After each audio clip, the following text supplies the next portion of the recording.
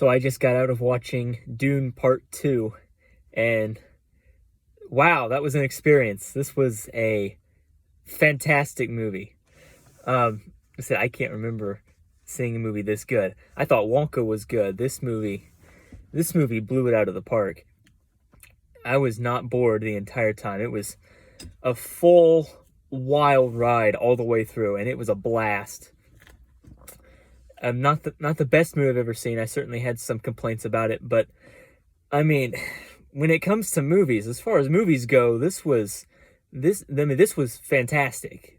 I can't I can't think of another movie recently anyway that I've seen that really excited me this much as Dune Part 2. Getting into it, about 15 minutes into the movie, I wasn't really sure what was going on. I wasn't sure what really to expect.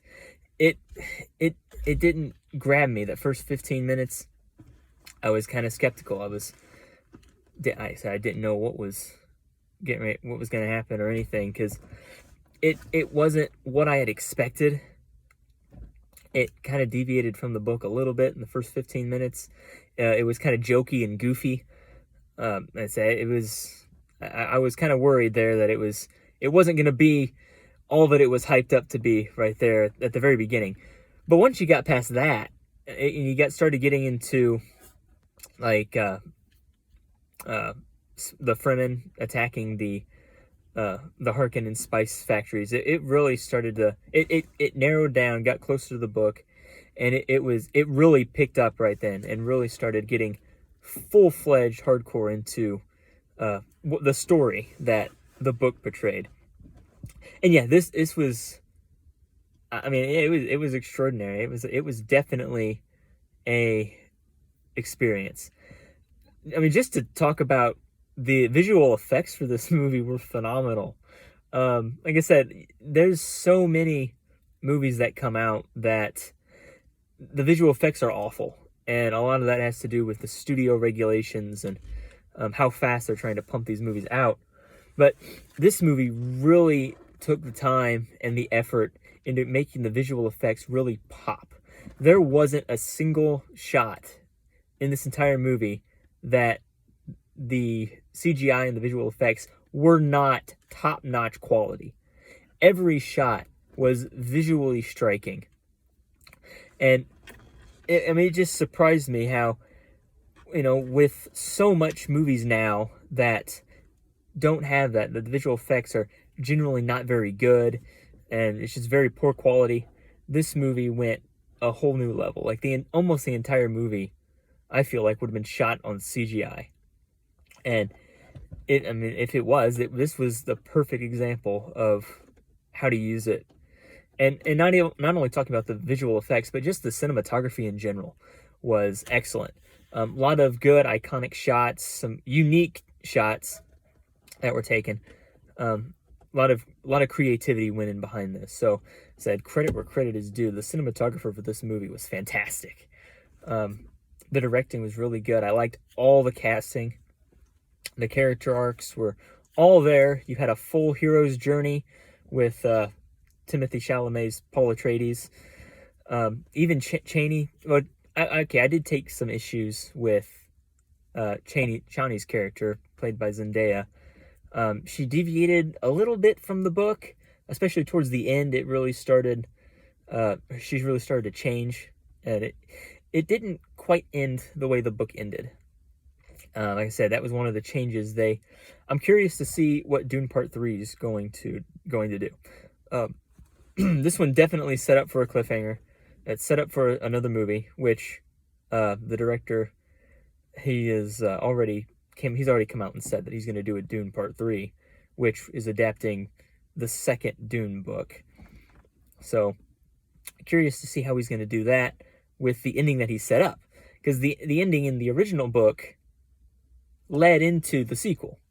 So, with him changing the ending for the movie, I'm curious to see how the director is going to continue on the story now.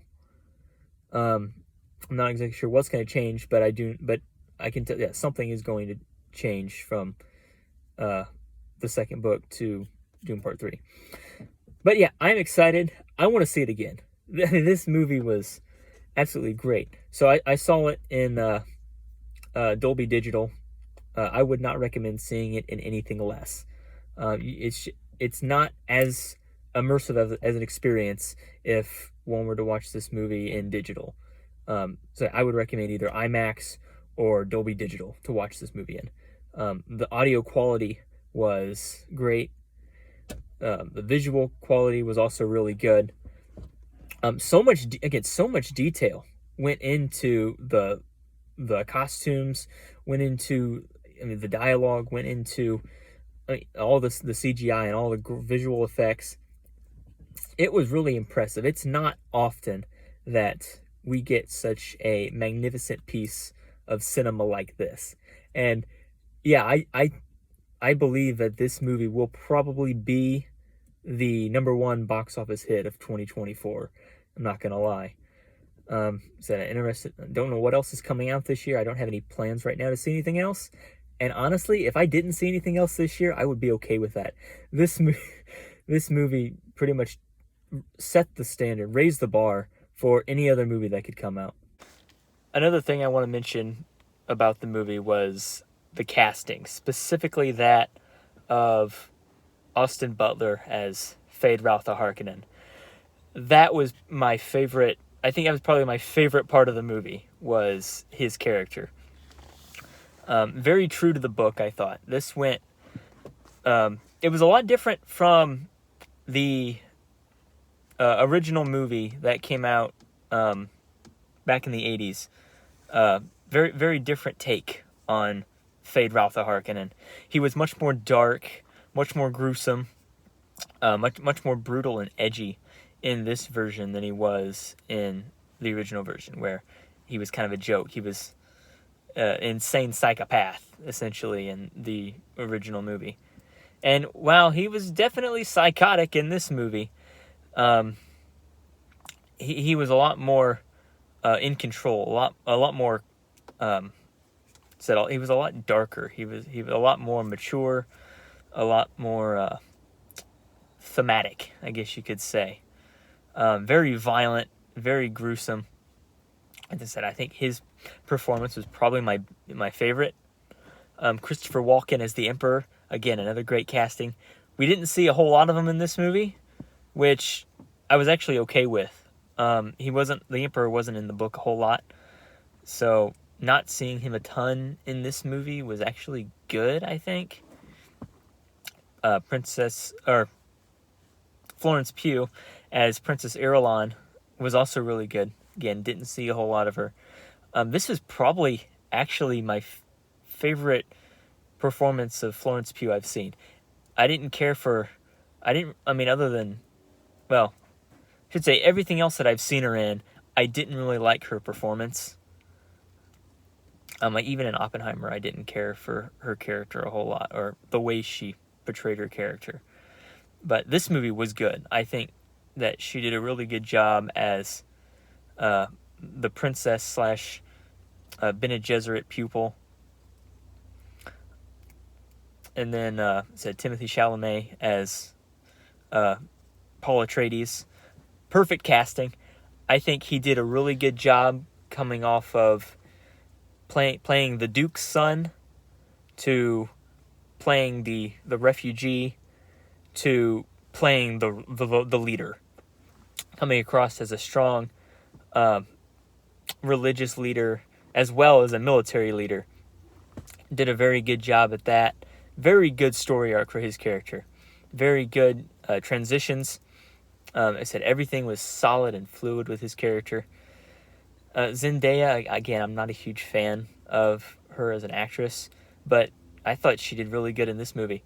I had heard some reviews beforehand saying that she was essentially playing herself in this movie, which I didn't think so. I thought she did a good job really diving into the character of Chani. However, as I said, they did change her character up a little bit.